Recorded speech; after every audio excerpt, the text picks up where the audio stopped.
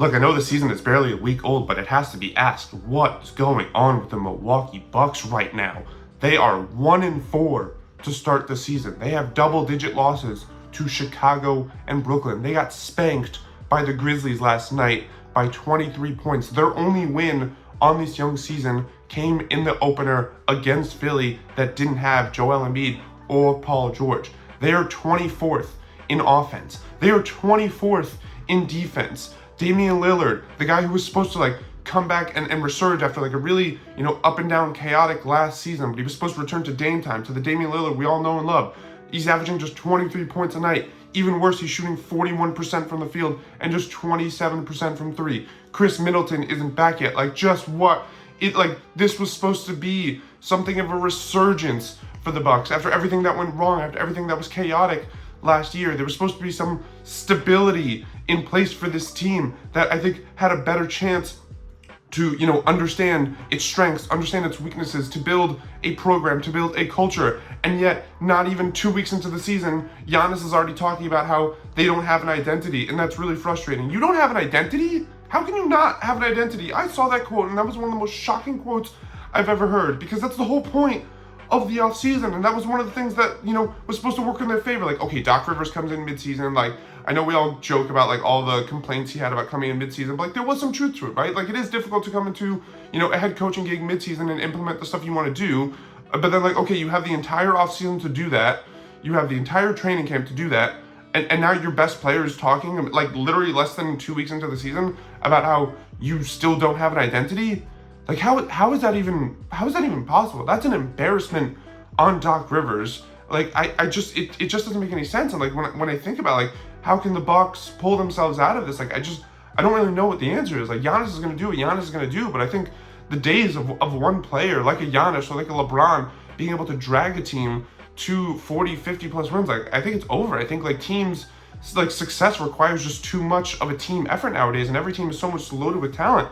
And so if Dame isn't going to be Dame, and they're not going to have that dynamic duo, and Middleton isn't even back yet, and Lopez he's good, but he's getting older. It's just I don't want to overreact to 5 games, to a 5-game sample size, to the first 5-game sample size that we have. But at the same time, I don't.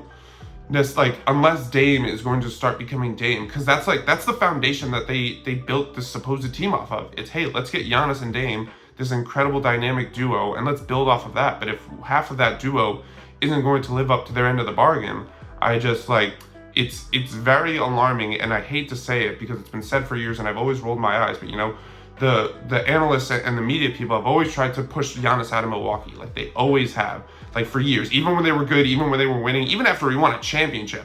But it's always made me roll my eyes. But now we're getting to a point where, again, this was supposed to be the resurgence. This was supposed to be the bounce back. Last year was the chaotic year that just everything went wrong for them. And now they were supposed to come into the season and get off to a good start, and just really assert themselves no, we're still in that, upper echelon of contenders in the Eastern Conference, and they're not doing that. And it's been really bad, where it's not just losses to the Celtics of the world and the Thunder and the true cream of the crop. It's losses to really bad teams like Brooklyn and Chicago, teams that would rather be losing games.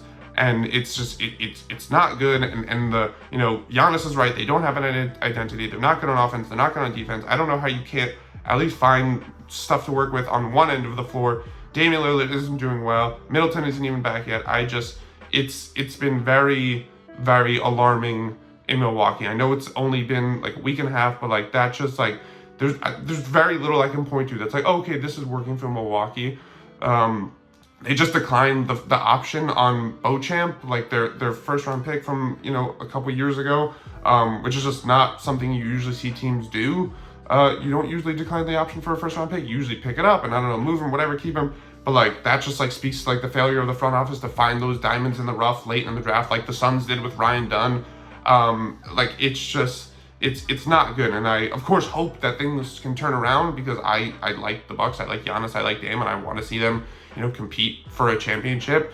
But it's just, and again, it feels so stupid overreacting to just 5 games, but there are any 5 games to overreact to, like it's these, because it is DEFCON.